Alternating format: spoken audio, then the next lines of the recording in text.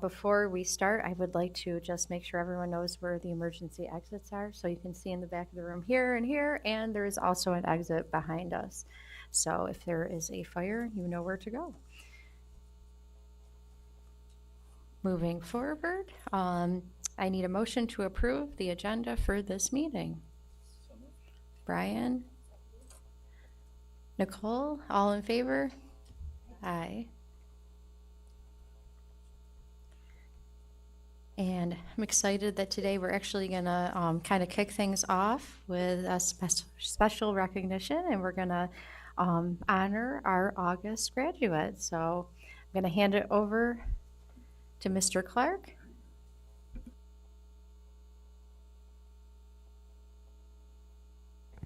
Good evening, everyone.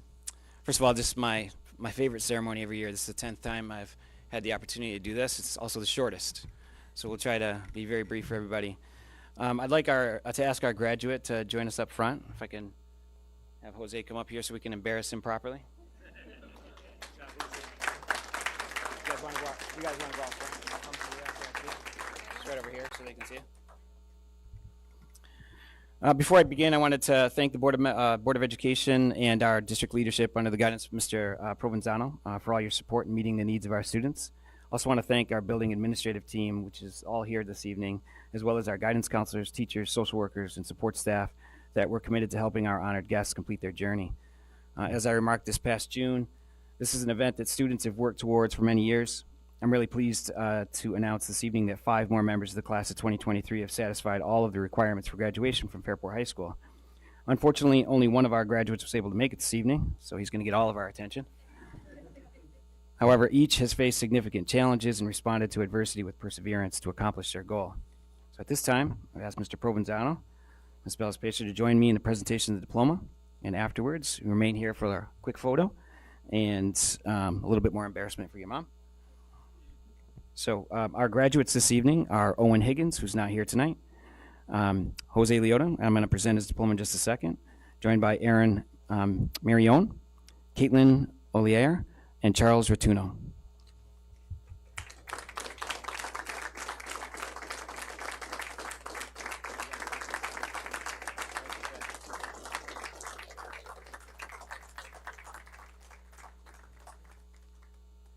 Oh, yeah, hold on there, Jose. We got a ceremony here. I'm gonna be embarrassed, and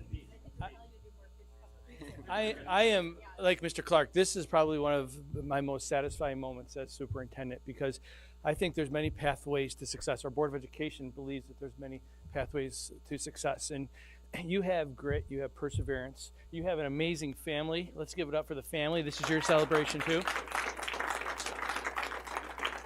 You have amazing administrators and teachers who have supported you along the way.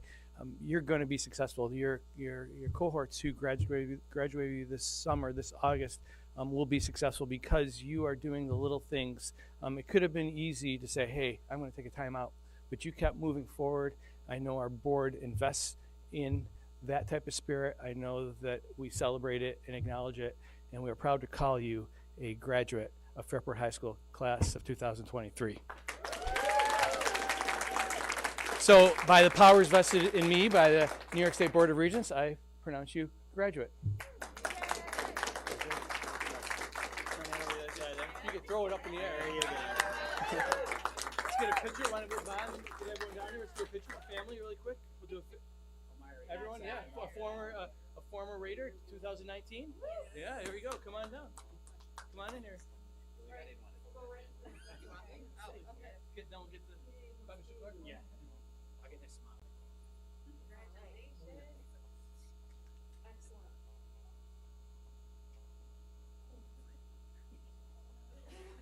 You're good. We'll just get the family. Yep. And do you want to be in it? Because I can take a picture. There you go, Erica.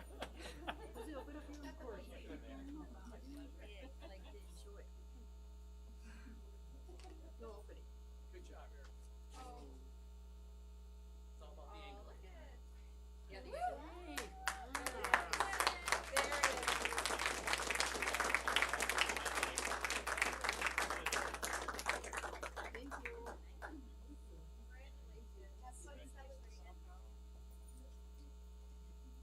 Once again, thank you, Mr. Clark, and to your team.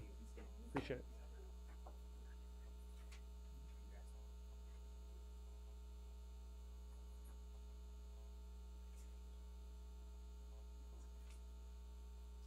And you are more than welcome to go celebrate. Have fun.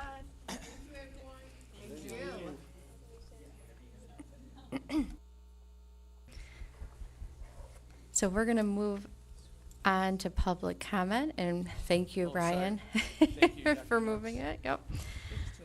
Yes. Brett pulled up a slide just so folks know. I'm not going to read the entire thing, but just a reminder, if you are making public comments, we want to make sure that we're not including the names of specific people, making negative comments, or pointing out things that would be inflammatory to folks. So everybody will have 3 minutes, and I'll try to give you a warning when there's 30 seconds left. Another thing just to keep in mind, it's you talking to the board, and we really can't respond back at this time. So if there's something else you want to share, we welcome emails, and we can respond right back to that. So I know sometimes it looks a little awkward when we don't have conversations back, but unfortunately that's not what we're allowed to do in a business board meeting. So I'm going to go ahead and invite Julie Sadler from 77 Clark's Crossing.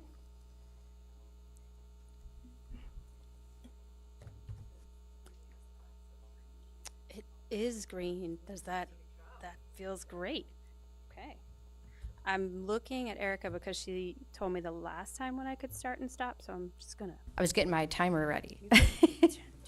Okay, you are good to go. Okay. So, I'm taking another 3 minutes to share what my thoughts are, my concerns are, my questions are, because I think I am not alone in my thoughts and questions and concerns, and hoping I plant seeds for you all and have ongoing conversations with you all to help keep moving a positive agenda forward for the kids. And my main question is going to ever be, how are the kids doing? How are my kids? I care about my kids, but I care about your kids, the kids, future kids, our community.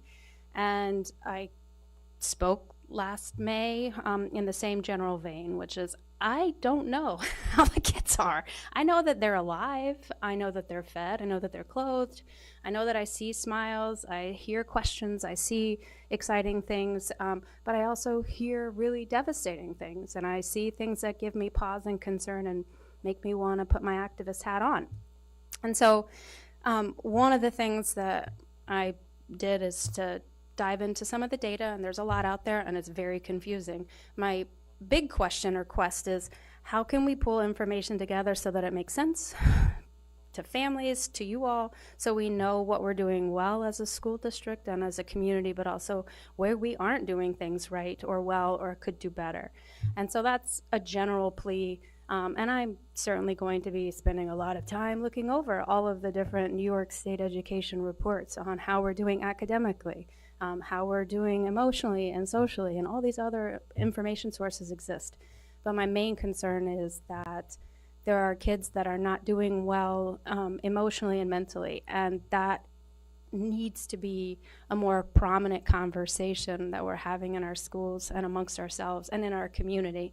And there are things that are sort of low-hanging fruit things that we can do, like getting first aid training for mental health. It exists, it's there, it's easy, I've done it. If I can do it, other people can do it. Educators can do this, individuals can do this, community members can do this. Doesn't mean we're certified and capable of saving the world tomorrow. It just means that we know more what to do when we have kids in crisis or in potential crisis, and so that we don't make it worse, but rather navigate that for them. So, but the other things that I'm really concerned about are that we just really need to acknowledge that our kids aren't doing well emotionally or mentally, right? The data is 30 not seconds. great. The data is not great. More data is coming, and I would like to say thank you very much to the school board for being responsive to my quests and questions for additional information that is available about how Fairport Central School District's children are reporting how they're feeling, how they're doing. Are they hurting themselves? Are they scared? Are they okay? And that information will be really important. And I'll see you again for another 3 minutes once that information is more available. Okay? So thank you. Thank you, Julie.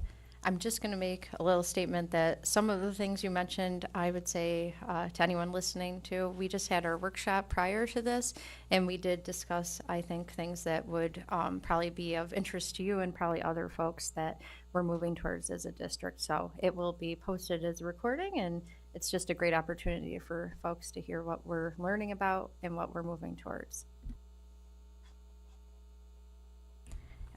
Let's see, now we have Colleen Spry from 22 Stanford Way.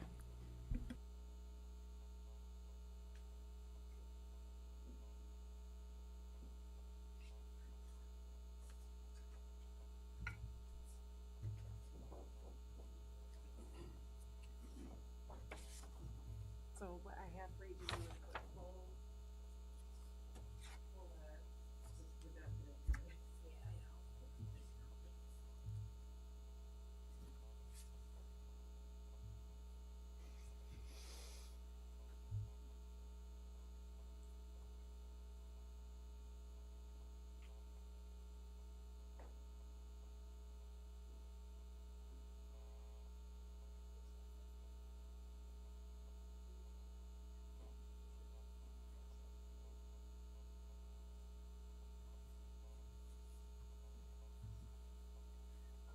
And I also have a question. So since your next speaker is Tim Spry from 22 Stanford Way, for continuity's sake, is it possible that Tim yields his 3 minutes to me so that we can? Consistency. Yeah, Okay. All right. we don't, You're yeah. gonna do your. I think you'll be fine. So I can say, so Tim Spry will be speaking right after. I will give you like the 30-second warning, and then you can take time to switch over. I think it will be fine. No worries. I also am the faster reader. No, and it yeah, sometimes it goes faster or less fast than you think. So tell me when you're ready, and then I'll hit start. Okay. Are you good? Yeah. Okay. This letter is to inform you. Well, maybe we better restart. I just want to make sure your microphone is on. That was the other thing I was going to do. So is it green? Yeah. Okay. Okay, take two. This letter is to inform you of a concerning situation that occurred during Fairport cheerleading tryouts in August of this year. I first would like to make it clear that my husband, Tim, and I, we have lived, worked, raised our two daughters, Morgan, class of 2020, and Lindsay, who will be class of 2025, in Fairport for 25 years. We are well aware that due to the size of the district, the vast majority of activities, sports teams, placements, in any activity, they're very highly competitive, and especially once a student reaches Fairport High School, even more so. Through the years, we've watched our daughters and their friends move through the Fairport sports programs and the tryout process, and we've witnessed the stress level that it continues to rise day upon day as it gets closer to tryouts. Tryouts bring anxiety in student athletes, and it manifests itself in several ways: emotional ways, tears, irritability, isolation. Of course, there's also physical manifestations: loss of appetite, inability to eat, loss of sleep, nausea, vomiting, headaches, panic attacks. We have seen it all from our kids' friends. Ultimately, the day that the cuts, that's what the kids call them, will be made, the car ride to the school or the field can be absolutely unbearable. The anxiety is palpable in the car. As a parent, you wish your child good luck. They will hop out of the car, and then you wait for 2 to 3 hours, most likely feeling nauseous yourself, until your child will emerge from the school or the field with a smile, and some will be shedding tears. In the case of cheerleading, I'd like to describe to you vividly what happens on the last day of tryouts. After dropping your children off, the parents try to find an activity to occupy themselves with for about 60 minutes. We then start to filter back into the parking lot at Martha Brown Middle School, and we line up our cars side by side.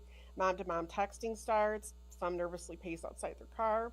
The first girl exits the gym, and you can see her eyes. They're scanning and searching for her mom's car. And the question is, does she have the infamous red folder with the new season white cheer t-shirt in her hand. Yes, she does. She has the folder, she has the t-shirt, she has made the team. Her eyes are then able to locate her mom's car in the lot. Her smile grows larger. She makes eye contact with her mom, and she runs across the parking lot to the safety of her mom's car. She jumps in, they drive away, and they celebrate the start to her new season as a Fairport cheerleader. You're at 30 seconds.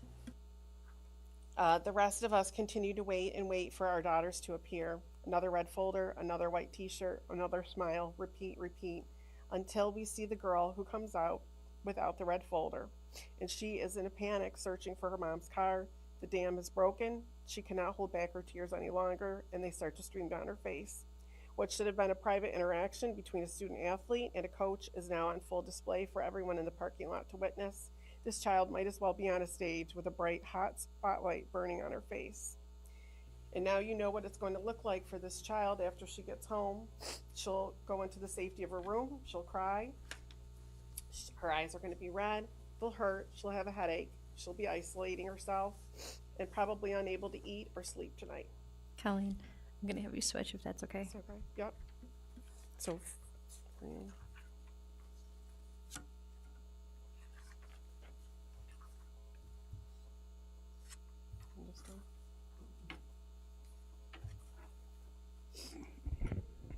Okay. Lindsay, our daughter, has a very extensive IEP. Her academic life is very challenging as she has not one but two significant learning disabilities. In fact, Lindsay has been so severely impacted by dyslexia, she wasn't able to read until 4th grade. I guess I'd be shy too and quiet too if I could not read until 4th grade. Despite these challenges she faces daily at school, she does not complain. She has near perfect attendance and consistently makes the honor roll. Lindsay has been recognized with several Raider Awards for grit, responsibility in school, despite significant challenges and obstacles. She will graduate with a Regents diploma in 2025. Since school is quite a struggle, cheer has been her very happy place where her smile is biggest and brightest. It's the place where she meets up with her friends. It's through cheerleading that Lindsay has drawn her self-confidence and built her identity. Eliminating one child from her program was not her only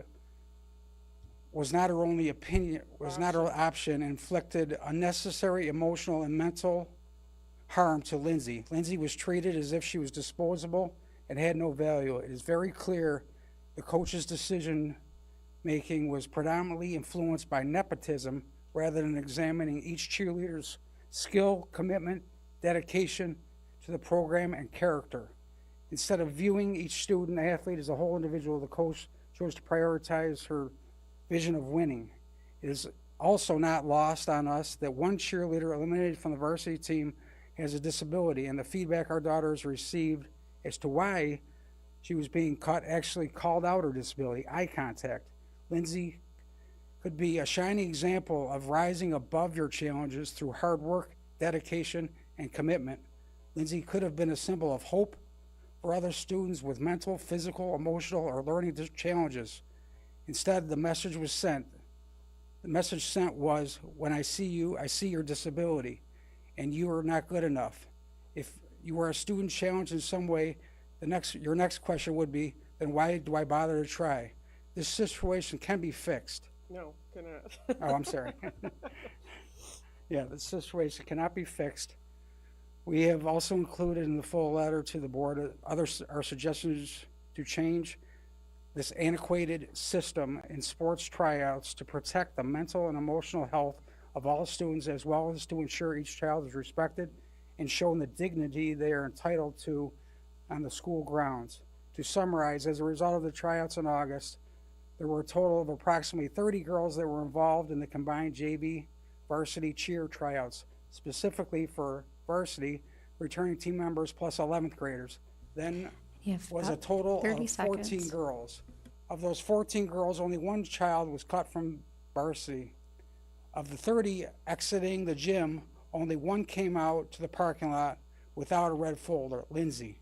Eliminating one child from her program was not her only option and inflicted unnecessary and emotional and mental harm to Lindsay. Lindsay was treated as if she, sorry. So thank you very much for hearing us both out. And like I said, the full letter also offers solutions to how this process can be changed in the future. Yes. Yeah, it is.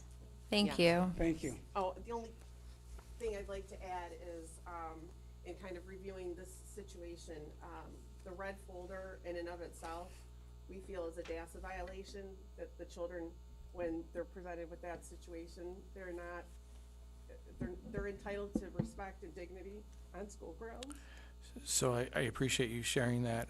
We will have somebody reach out to you, our DASA coordinator, in fact, to talk about more thoughts behind that. Thank you. Thank you very much. Thank you.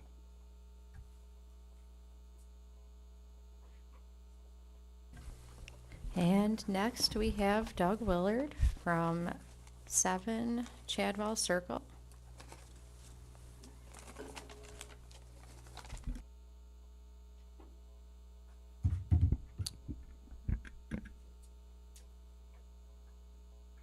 Good evening, school board, community in the room.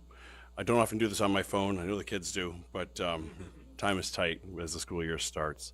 I'm Doug Willard, a Fairport parent, a Fairport teacher, and many times over a Fairport athletics coach. I'm a member of the community of student athletes, parents, grandparents, alumni, and coaches that have advocated for the opportunity to vote on October 12. I'm grateful for your receptiveness, school board. I'm grateful for the opportunity. As a Fairport resident, we will all bear the burden with you, with other Red Raider athletic family as well. Football, soccer, hockey, basketball, field hockey, swimming, bowling, cheer, and the list goes on. These upgrades are imperative for our future Fairport student athletes and learners. The proposed new track and facilities will honor the storied traditions of the Fairport Raider community.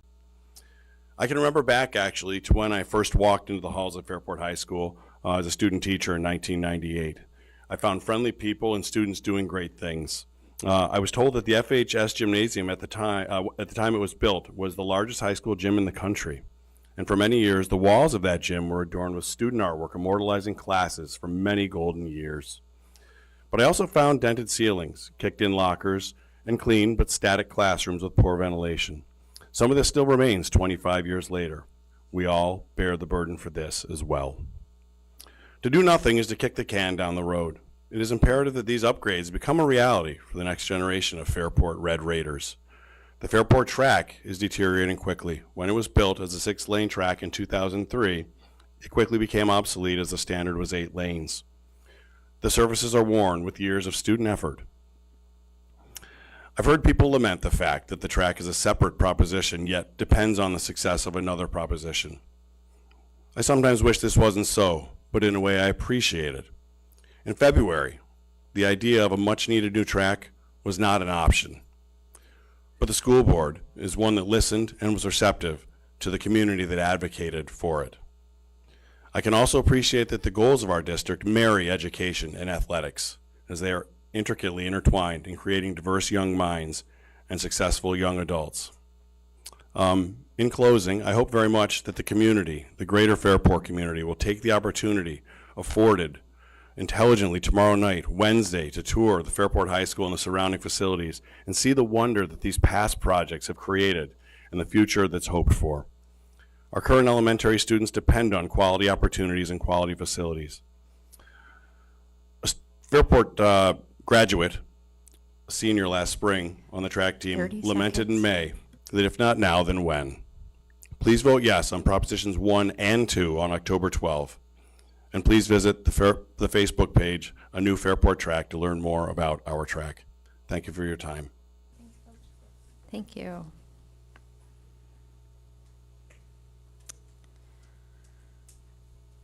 Okay, we are going to move on to communications.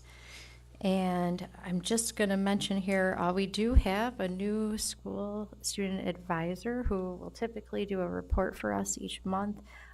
Today, she is at a varsity soccer game, so she will not be with us. But Clara Valentine will be our new person for this year. So hopefully next month she will be free unless they keep doing well, in which case I'm not sure. Maybe she'll write us an email or something that we can share. Hey, I'm going to move on to the president's report. And I feel like a lot of what we've been talking about during our workshop and also just overall this evening is part of what I'm going to be talking about briefly, and I won't take very long, but basically we are all thrilled to be back in the swing of things, starting the third week of school. The amount of energy and excitement throughout the district is amazing. There have already been numerous back-to-school nights, sporting events, class meetings, PTA meetings, club startings, play rehearsals. Odyssey of the Mind already started, and that's just a few. So our district is alive and very vibrant. Our schools and facilities are being used almost around the clock, as they should be. Many open before 6 a.m. for a variety of reasons and opportunities for students, and are open for sports and other events sometimes after 10 p.m. at night, which means we have staff working not only long hours and a variety of shifts, but also on Saturdays and Sundays and even late on those evenings. So I just really wanted to make a comment, and I greatly appreciate what is going into maintaining and keeping our buildings and facilities going. Our grounds and building crew, custodial staff, and others behind the scenes are doing a lot to make sure our buildings are clean, our fields are mowed, and our students have a safe environment when they're here at the schools. If you weren't here earlier, you would have heard, or if you were here earlier, you would have heard from Aaron talking about all of those same things. On Saturday, just a quick little thing, I was amazed to see that the parking lot was full again for an event that was, I think it was youth football, but it wasn't even for the school district. So I loved the fact that it was being used for a community event, not just during the school day. So I just want people to remember that our schools are really the heart of our community, and given the amount that they are used, maintenance and updates really need to happen. And I'm going to kind of feed off of what Doug just said. If you have questions or want more information about the vote on October 12th, please consider coming tomorrow, September 20th at 5:45. We're going to be, I think there's going to be food right out here and a variety of other things. It's our fall fun night, and you can get lots of information. Or on September 27th at 6:30 here at the high school, again, there will be a public information night. So just want to make sure that, you know, people are aware. We're using our facilities a lot, as we should be, and we need to maintain that. So that's it. Maintain and exceed. Yes. I completely agree.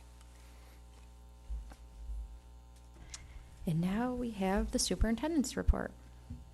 Thank you for giving me the opportunity, the first report of the school year here in September.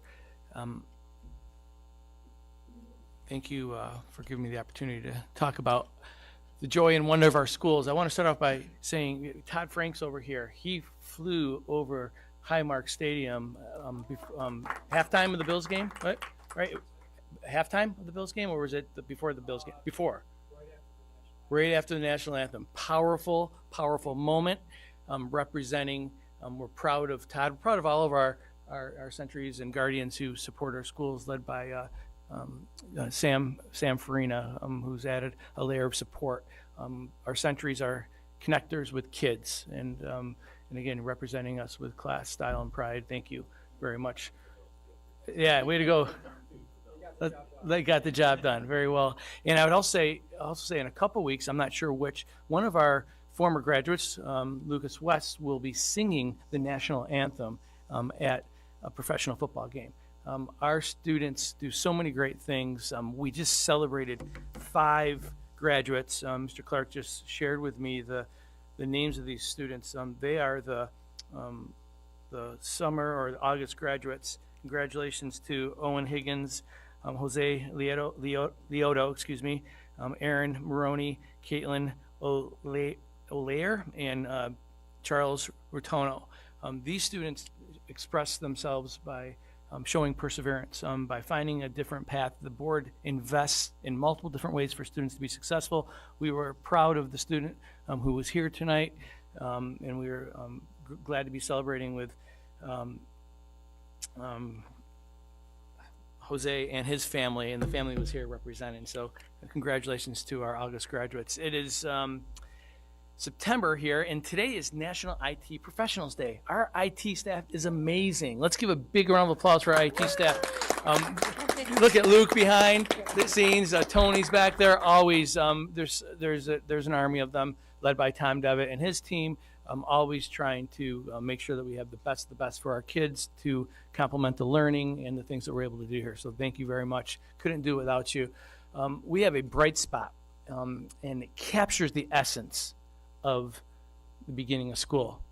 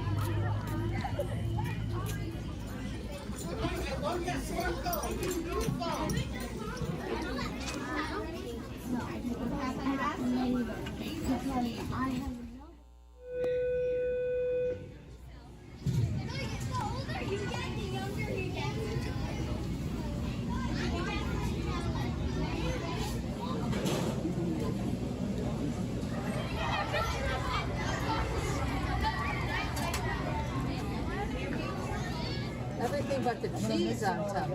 Ah, yeah. All right. This is like perfect.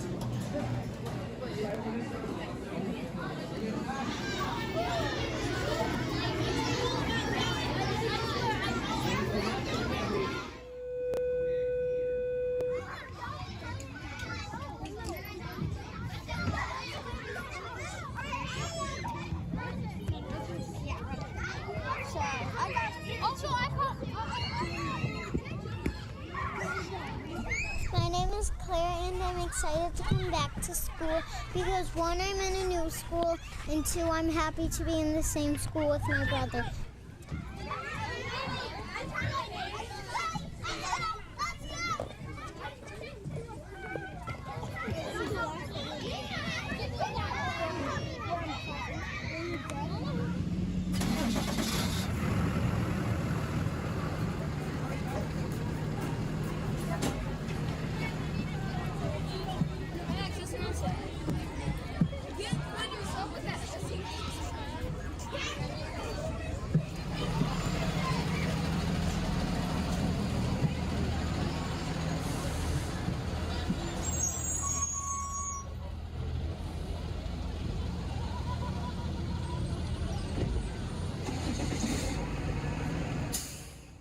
The sights and sounds of school.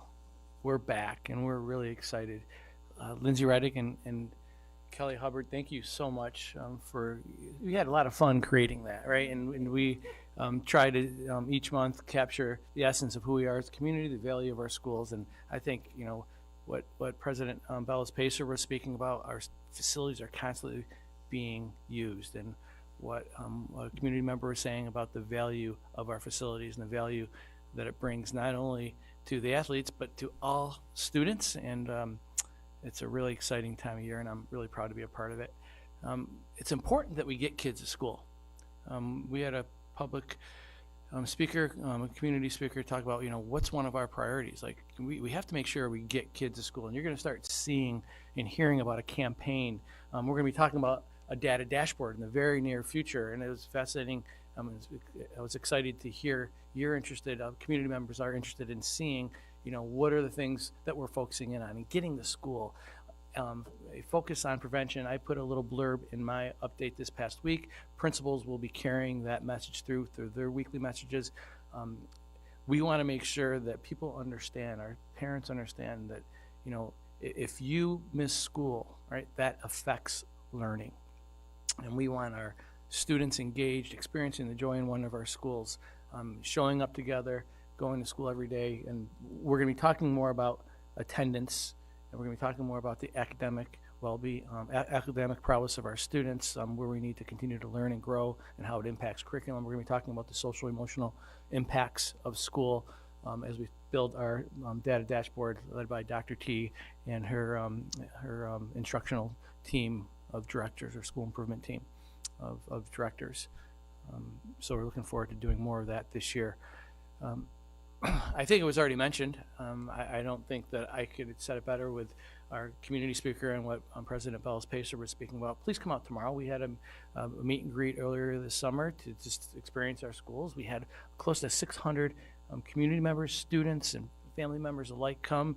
There's going to be lots of opportunities to tour the school, to go on a scavenger hunt, to understand the spaces that we're trying to renovate, so you could see the spaces, and some of these spaces are still the same spaces that they were using in the 1970s when the school was built.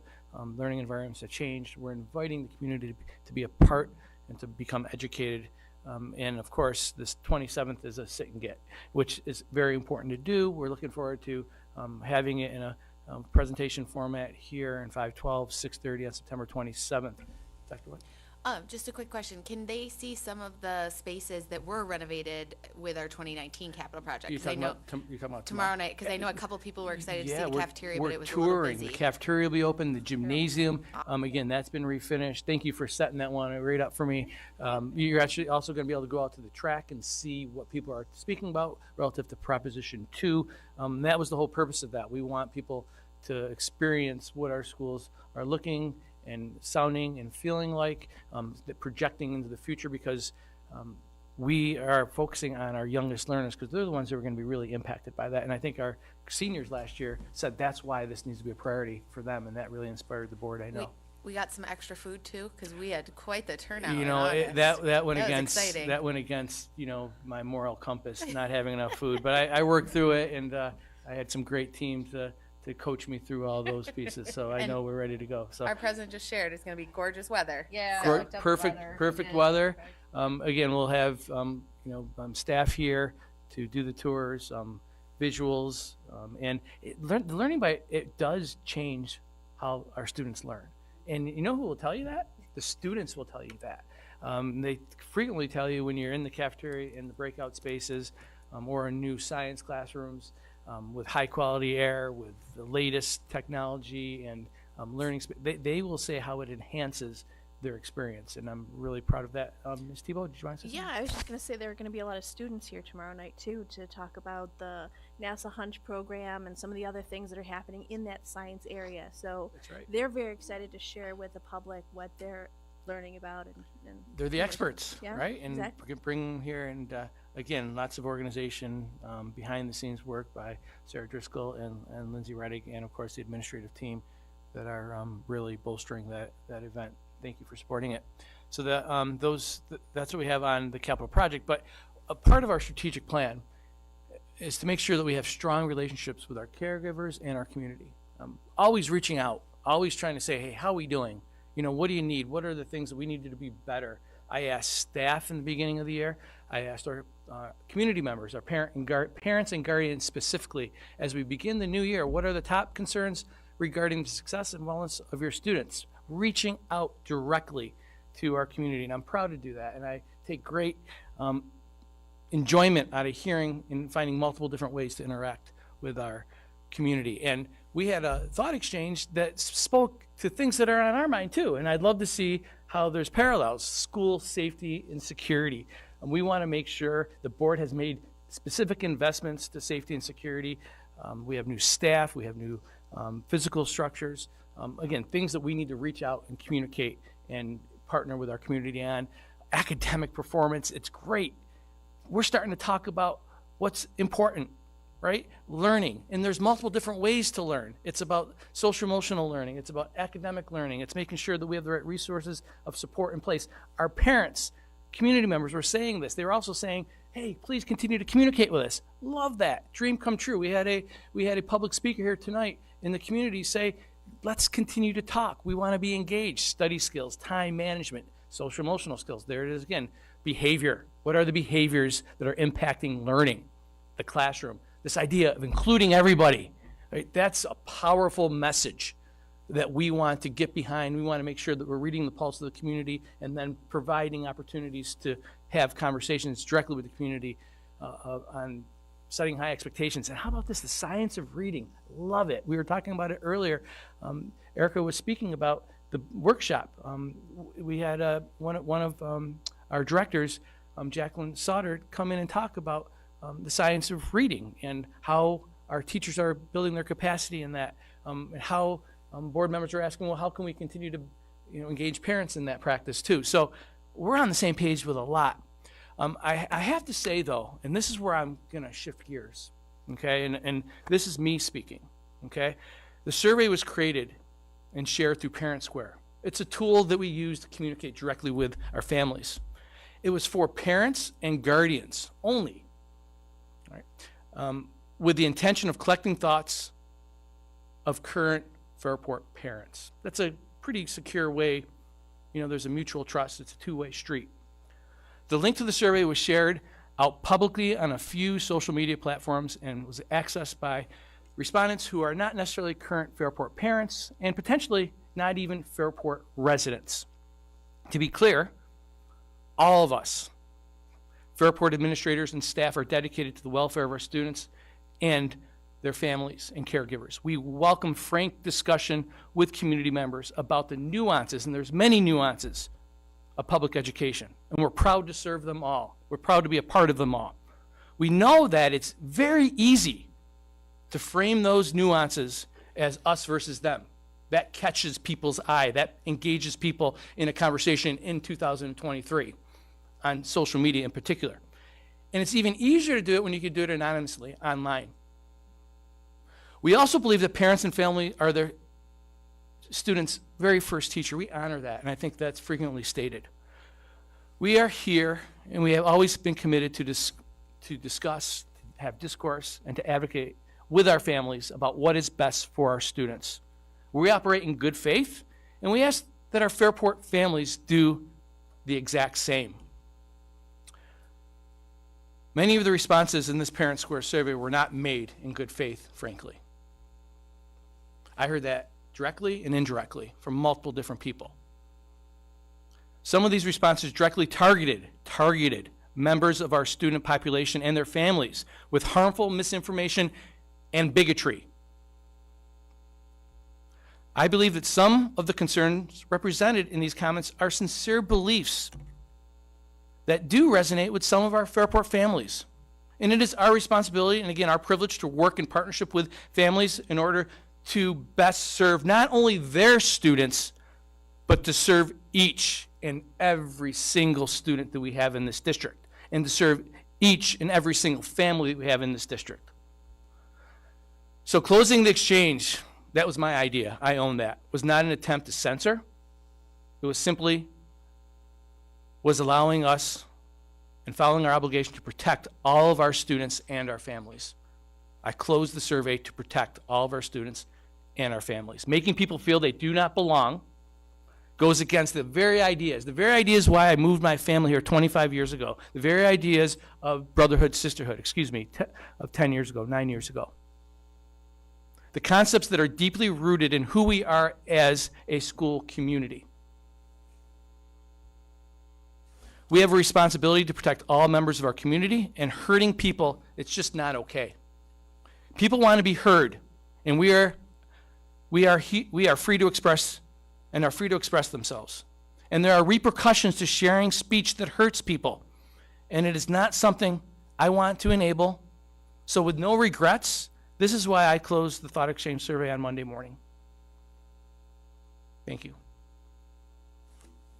Thank you, Brett. Thank you. Okay. We're going to move on. Thank you. I know we've had a lot of discussion as a board about the situation as well, just the impact that some of the things we saw posted in there would have on a family that may go on and see those comments. So thank you for I think voicing what all of us were feeling over the past few days. And I apologize if that affected people negatively, because that wasn't the intention. We serve here to empower, to build, and I said enough, but thank you for giving me the opportunity to have that up to say what I had needed to say. Thank you. Thank you. We're going to move on to board member committee reports. As part of the board, we have a variety of committees that we serve on, and we just started kind of our new turns on these committees. So I'm going to open it up if there's folks that would like to share out what you focused on, learned about with everyone. That would be great. So I'll start really quick. We had our first meeting of the Monroe County School Boards Association Legislative Committee. Mary Caitlin and I were there. Erica's on the committee as well. I'm going to assume you just got caught in traffic that day and give you a pass on that one. So the focus of the first of our first meeting was we are starting to identify our primary legislative priorities for advocacy for the coming year, and we're going to start working on updating some position papers on that. Some of the goals, the things that we talked about as legislative and advocacy priorities include universal school meals, whether that's at the federal or state or a combination level thereof.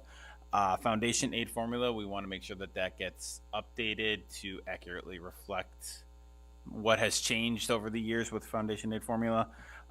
Some more school safety, some specific funding for career and tech education, sustainable transportation, and some hopefully guidance on the transition to electric buses, and discussions on the tax cap. A lot of the if you've been around school boards, it's the greatest hits. It's, a lot of the stuff that we've been talking about for a lot of years, but it's going to be the focal point of our advocacy when we meet with legislators in November, and then we have our breakfast with them in February, and then when we go to Albany in March.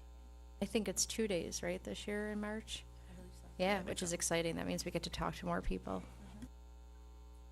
Thanks, Brian.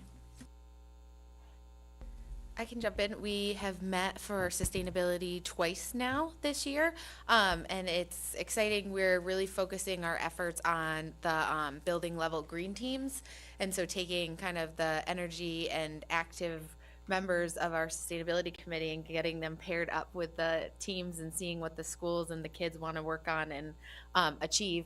And then we also want to strengthen some of the work that's kind of become annual now. So our weed pull and the supply drive, which was another massive success this summer. And I can't say enough amazing things to Amber, Leah, everybody who puts in the time and effort, and the library for letting us host it there, and Buildings and Grounds for transporting a lot of the goods. But it really gets things from going into the landfill into the hands of anyone who wants to come out and get supplies. And I think it's really important to note that we got really good at building locker shelves as well, so families could come out and just grab those. So sustainability is off and running, and it's very exciting. And then policy committee, we meet on Friday. We've already met once this year for a half a day, and we are just on the move. I'm very grateful for Sarah and all the time she has put into keeping us organized and moving it forward. So we'll just keep going, freshening those policies up. Thanks. All right.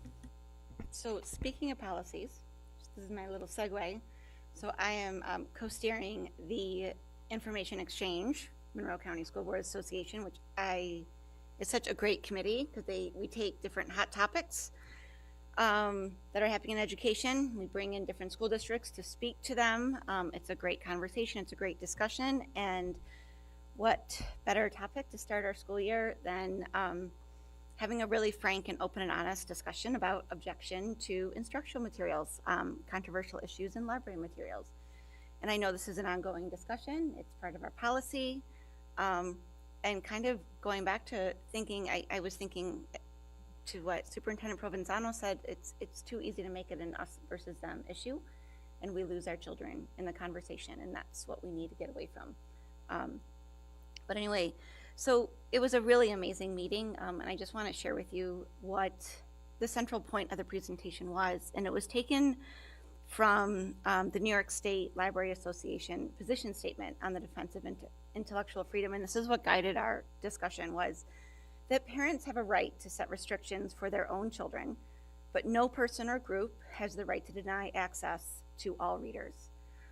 This principle applies equally to the free access of information in other types of libraries as well. Libraries are the most unique of our institutions of education and knowledge that provide information with impartiality and balance. Library materials are carefully selected by professionally trained librarians to represent a broad range of ideas, opinions, and appeal to the needs and interests of all members of their communities. In a democratic society, partisan disagreements should not dictate the decision to remove such materials. And in light of our anniversary of ratifying the Constitution yesterday, which we know was a day yesterday, it is always argued that we go back to our Constitution and the 14th Amendment, which is our Equal Protection Clause. It's argued that the removal of texts violate the equal protection, as the books that are now being singled out are almost always or disproportionately books by non-white and or LGBTQ authors, which address topics related to race or LGBTQ identity.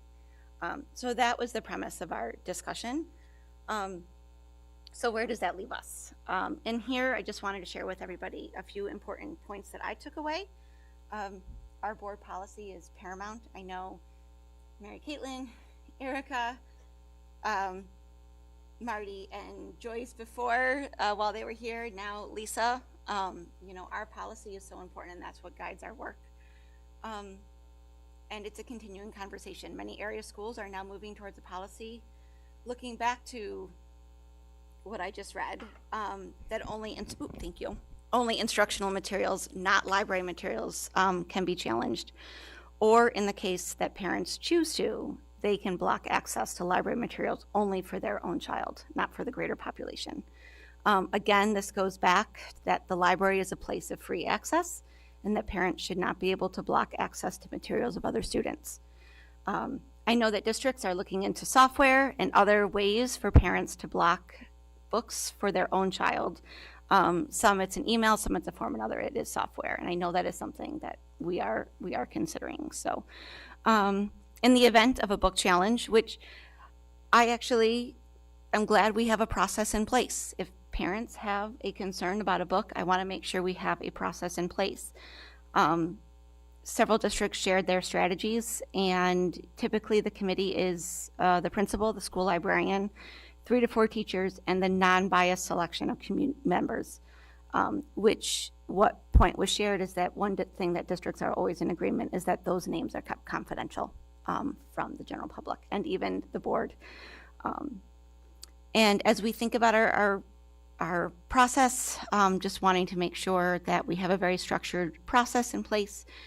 Other districts shared rubrics, templates that they use to make sure that they are aligning their work with ALA's freedom to read statement, which I know I shared with everybody. So just in conclusion, I think we just have to remember that this is not us versus them. This is a collaboration between boards, schools, librarians, parents, and we have to keep our kids in the forefront of the conversation. That's info exchange. Thanks. There's mine, yeah. I'm looking to see, I think that's everyone, right? Yeah, right, because Labor Relations Committee meets tomorrow. Yep. It's always after this meeting, but we are going over the Rochester Area School Health Plan, which is a consortium. We always end the season with that, so starting is, it's talking about changes, so it's going to be interesting to learn what's changed that we're going to start the season. But just remind also the rest of the board members, we have an Audit and Finance Committee meeting next week. We are going to start the discussion around budget goals, believe it or not, right? Yes, we know it's early in the school year, but the budget cycle almost never ends. So if you have thoughts around those goals, please share them before we meet on Wednesday. Thanks. Okay, we are going to move on to our consent calendar. These are things that we just do all at once. Just as a note, we have gone through all of these items individually and as a board, so we have gone over them. Does anyone have any comments before we go ahead? Okay, I need a motion to approve the consent calendar. Peter, Brian, all in favor? Aye. 7-0. which brings us down to personnel. And, yep, Brett's gonna pull it up, I think, yep. If you're viewing at home and you're curious, you can always go to board docs. I know that there's a link right on our website under the board, but we are going to go ahead and look at the instructional. Looks like we have quite a few folks in there. I like that there's mentors, but I don't think I'm going to talk a whole lot about it. I think it's a great opportunity for our teachers. Look, it's still scrolling. Excellent. So any comments before we move on? Okay, I need a, oh, go ahead. Just a quick question. When we say the teachers for alternative education tutors and what does that entail? What's alternative education? It's an investment, an intentional investment that the board has continually made, and we talk about it during the budget season, that speaks to the board's commitment to making sure that there's multiple different pathways for students to be successful. They have flex days so they can make sure that they achieve credit and graduate with their classmates. They're fully integrated. Bob Clark and his team work wonderfully with Tina Trudeau and Dave Domenico, who are the advisors and who manage it internally. That's part of some of the pieces that you see here. But it's after school. It's working individually in small groups. It could be a work study. It's meeting with them in a small, intimate environment where people can connect and talk about what's on their mind. School is different for everyone. I invite the board when we visit Fairport High School, I believe it might be in December-ish, around that time, we could bring in some of the teachers who teach in Alt-Ed and just listening and hearing them.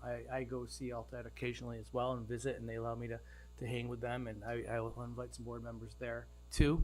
You learn a lot, and they talk about their journey. They talk about what's been, and they will really talk to you, honestly. Yeah. What's been helpful, what hasn't been helpful. Some of them, I've seen as early as middle school. Some of them as soon as they got in high school. What we've done over the past couple of years is work with our students at Minerva Deland to start catching them sooner as well, because we know that ninth grade is early, and it's important that credits are gained so we can get them to where they ultimately want to be. But long answer, I'm sorry, but I'm really proud of Alt-Ed. I'm proud of the investment that the board makes in Alt-Ed. I would agree. Lots of different paths. It definitely meets the needs of students that may have reasons why they need that extra support or a different way. Yeah. Okay, I need a motion to approve the following instructional staff actions as recommended by the superintendent of schools. Mary Caitlin, second. Lisa. All in favor? Aye.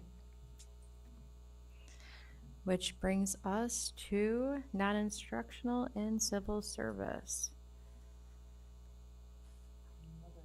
Yeah, I was just gonna go down. Again, you can see this on board docs. I know we're scrolling through as well. A lot of teacher aides, also seeing some of the primary mental health, which is great. I know that was brought up earlier. Any discussion? Okay. Need a motion to approve the following non-instructional and civil service staff actions as recommended by the superintendent of schools. Brian? Second. Jan? All in favor? Aye. 7-0. Which brings us to athletics. Not as many here because I think we already did quite a few in the summer and in the spring. I need I am just going to say I'm always happy to see volunteer coaches. So thank you. A motion to approve the following athletic staff actions is recommended by the superintendent of schools. Peter, Nicole, all in favor? Aye. 7-0. Which brings us to benefits contracts of personnel not covered by a collective bargaining agreement. Up above, we did approve a food service handbook and the consent calendar, and some of these things align to that, which just pointing that out. I need a motion to approve the following revised benefit contracts of personnel not covered by a collective bargaining agreement as attached. Mary Caitlin, Brian, all in favor? Aye, 7-0. Which brings us to memorandums of agreement.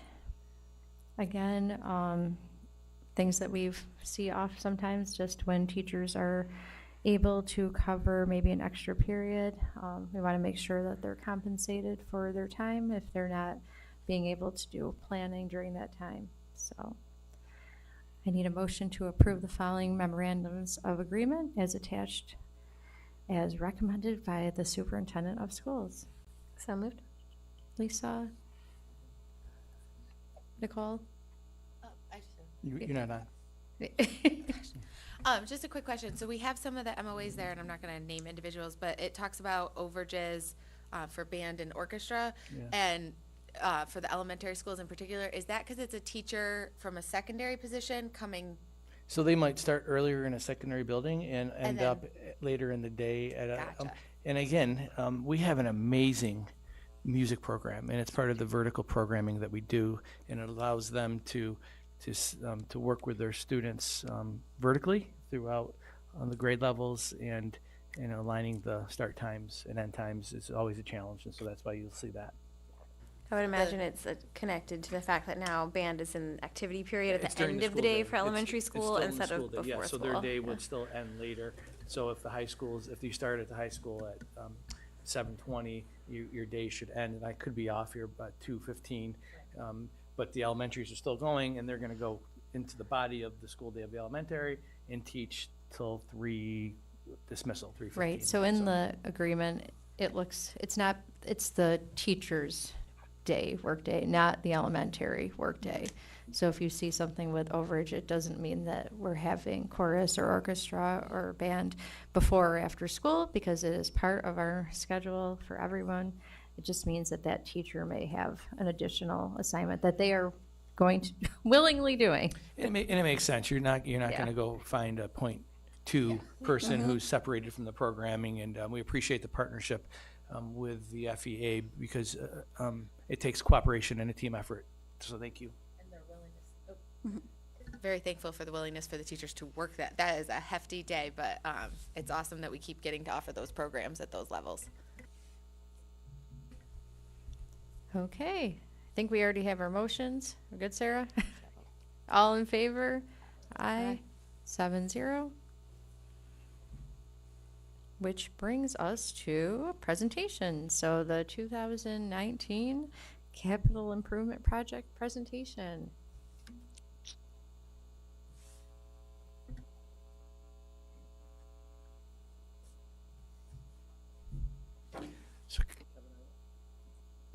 Kevin Arletta from Campus Construction. Good evening. Looking forward to this presentation. Lots of exciting things happening. We're close, and I think that's going to be the theme. We're creeping up on the finish line here.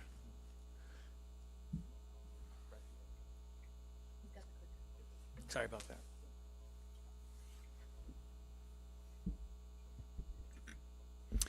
Alrighty, good evening. Here is our capital improvement project update for the month of August.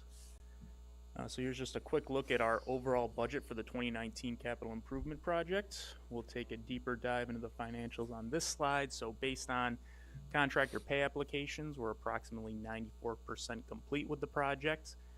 Based on change orders to date, we're 91% spent on the contingency, and we currently have just over $104,000 left on contract allowances. So over here at the high school, again, we are down to the gymnasium. We've got a couple of great photos later in the presentation, along with a time-lapse video showing the current progress of that space. Staying over at the high school with the finishes project, we're continuing with terrazzo installation through the corridors. And again, we'll be working that through the school year on off hours and over district breaks. And then over at 1B, we're focusing on wrapping up over at JP, Dudley, and Northside. We'll see some of the photos later in the presentation of some of the finished work going on in those spaces. And then our Smart Schools project update. Our controls contractor is continuing to work through the Phase 2 buildings with all of the upgrades included there. So looking ahead as far as project schedule goes, starting over here at the high school, again, we're going to be looking to wrap up the gym floor refinishing work with the staining and the new game lines, and then beginning some corridor terrazzo work. In the high school finishes project, similar story there. We'll be continuing with terrazzo work, going on B shift, off hours, and taking advantage of district breaks.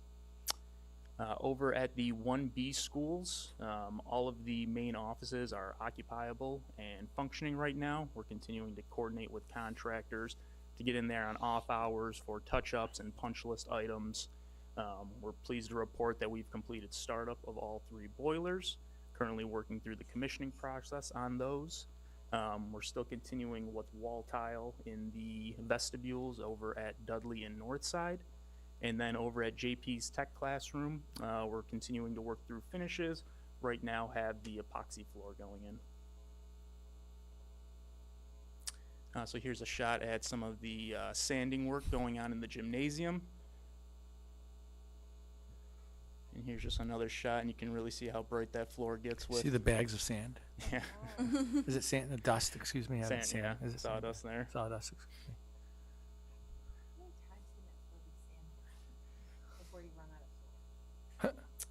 You're thinking for your own personal, for my own house. I've always wondered. I don't have that answer, but I will find that out. But I think, I think another question is, and maybe our friends know it, but when was the last time that thing was sanded? I think that's right. Like you can't even.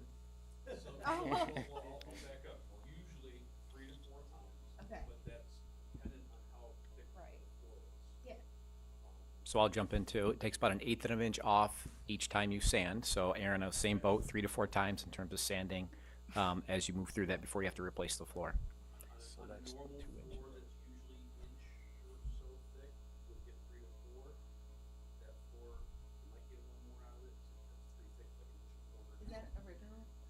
Yes. I don't know how many times it's been sanded. Alls I know it hasn't been.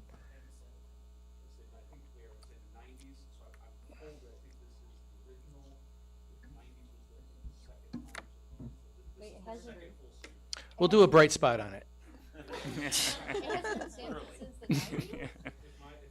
There you go. See, you play with Wow. Mm-hmm.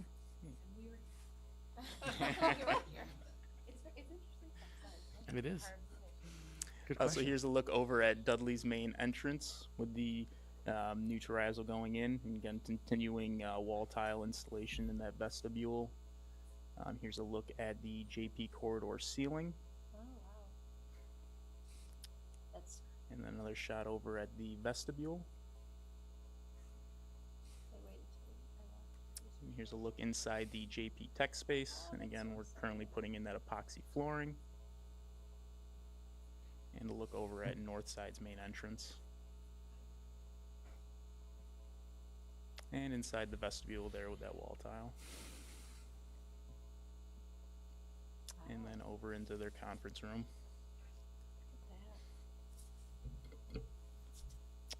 And here's a time lapse. All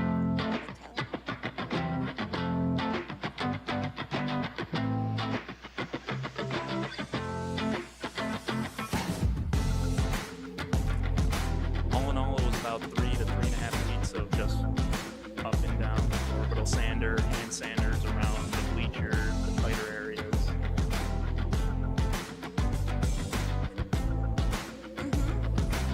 It's that particular, yeah.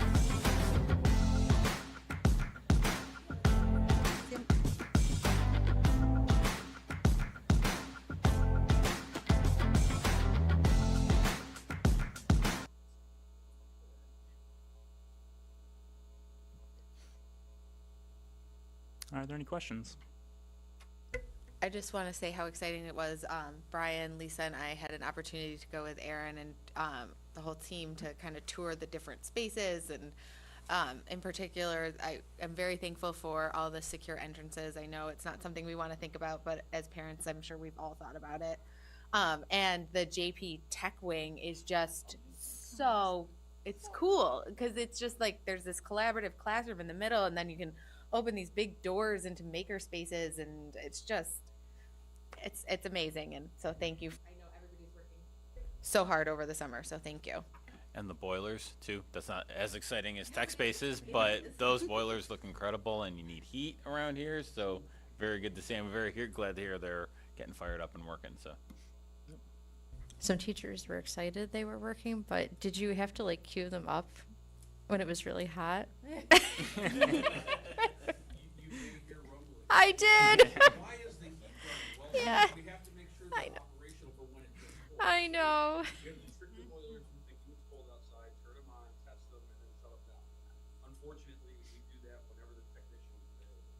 I know. I'm. At least it wasn't in our I know. I am, but I think they were excited that it was working. So.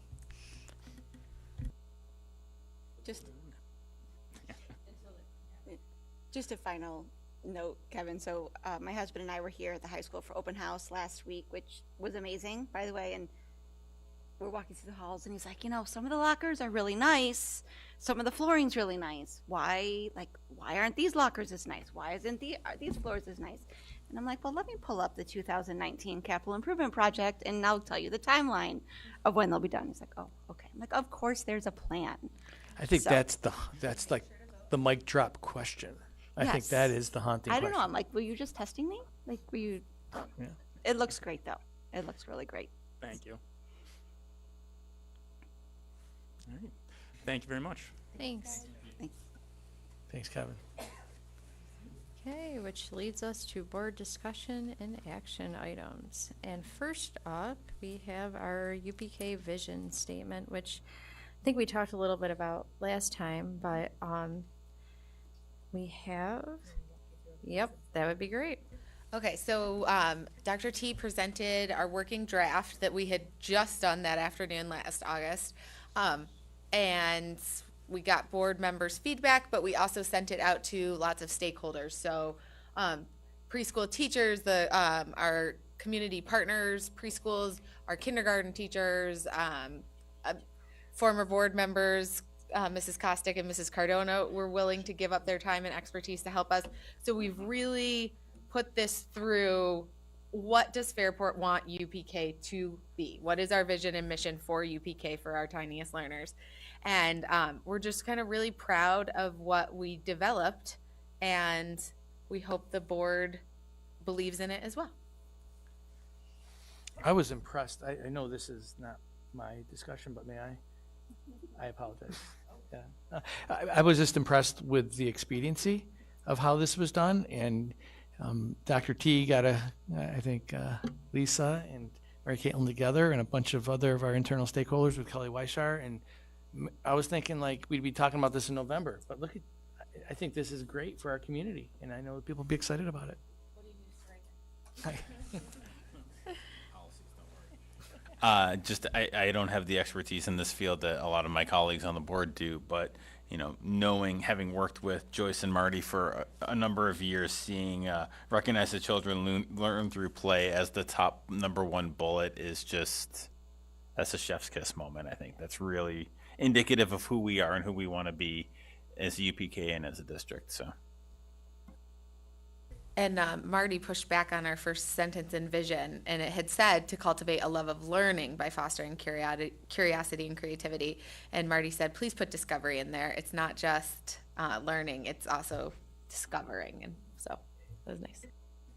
I did really appreciate with our team, Kelly Weishar was very on it with the state regulations, and she was able to really offer that. And it was had a variety of perspectives, but everybody was on the same page about play, and it was just really nice to see that vision.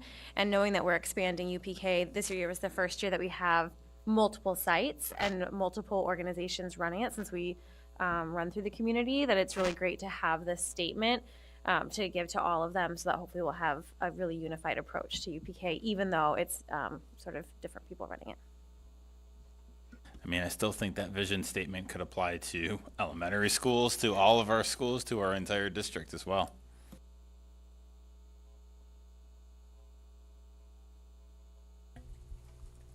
Okay. So I need a motion to approve the vision mission statement. So moved. Lisa? Nicole? All in favor? Aye, 7-0. Next up, we have field trips. Again, we're excited that we have these opportunities for students. There are quite a few in here are ready to kick the year off. I know one of our things we were hoping that we can start getting these a little earlier in the year, which is exciting. So we're seeing them before they happen. So just Model UN is in there, for example, which is exciting. There's a field trip request for the Black Student Union as well, which I think is an exciting opportunity. So I'm happy to see those in maybe a little earlier than they have been in the past. Can I ask a quick question? I think we've mentioned this before, but for these field trips that are paid for by students or their families, I know there are resources, but if a student did or a family did want to start that and reach out to get help, what would be their first step? First of all, again, highly intentional. The board has given us resources of support internally, so we have all sorts of different supports, all different supports of clubs that are geared and wired. So if I should leave, there's a system in place. And I think that's important to know, like, this isn't situational. This is something that we're built to do. And there's many different avenues to offset costs and provide scholarships and connect with kids. And even though many of those lists or all those lists are confidential lists, reaching out with all the different resources and networks of support, we find ways to get our students engaged and involved. So would you say maybe reach out to their counselor? Yeah, you reach out. Well, again, you reach out to a counselor. You reach out to a trusted adult, a teacher. So sometimes it's someone in food service. Someone there's a sentry or a guardian. So it's just the goal is to reach out to somebody, trusting and caring adult, and that trusting and caring adult, whoever that is, because they're all over the place. Luckily, will connect them to a greater resource. Thanks. Thank you. Okay, I need a motion to approve these upcoming field trip requests. Jan? Oh, I didn't hear you. You're so quiet. Sorry. Peter? All in favor? Aye. Next up, we have our policy charter. So again, it is in the public content right there. Every year we renew our charter for the upcoming year with our policy team. So any discussion around this, I know that those of us on the policy committee have already looked at it, but any questions or discussion?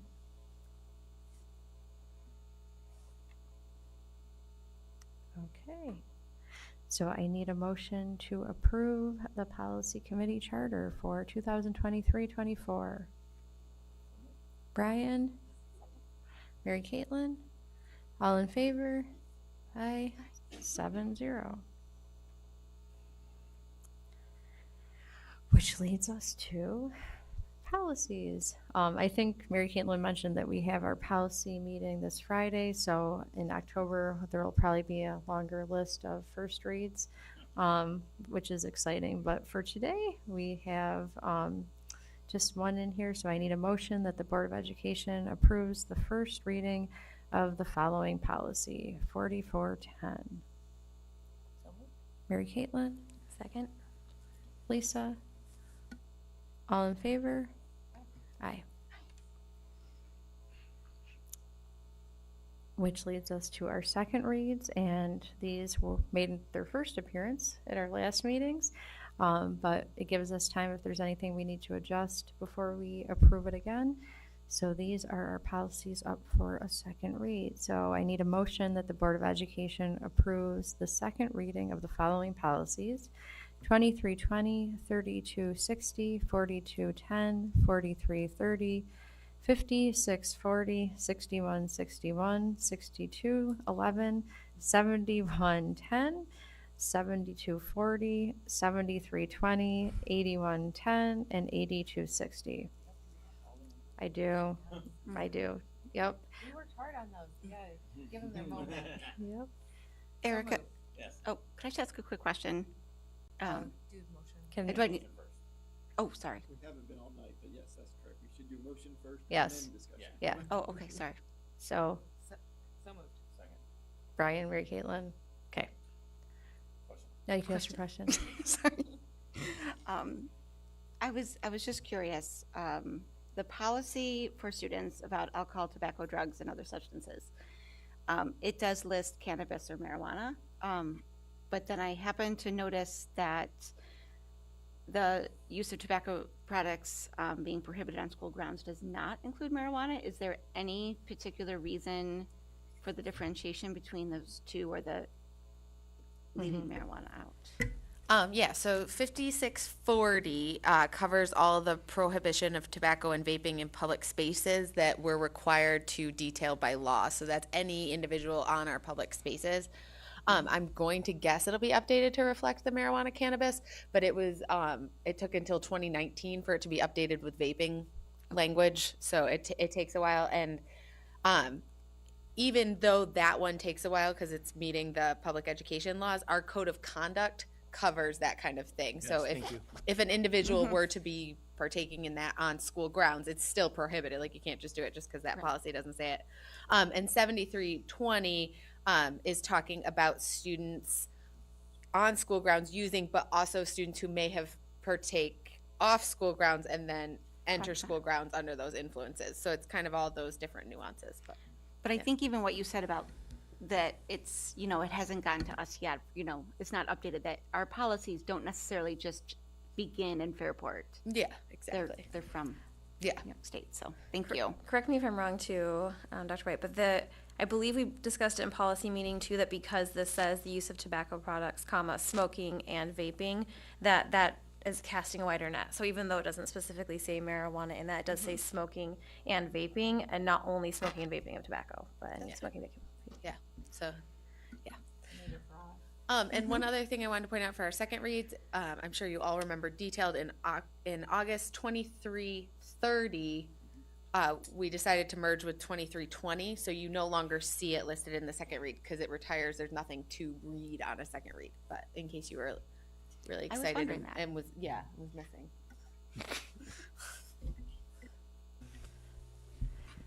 Are we good? Okay, all in favor? Aye. And we do not actually have an executive session today, so we are gonna move to our closing item, which is adjourning. Yes, will be having an exec session. Exempt. Oh, exempt. My gosh. So following this meeting, the board will stay here and we are going to have an exempt session to discuss matters not covered under open meeting laws. So the public will not be invited and we will not be live streaming either. Brian? Peter, all in favor? Aye.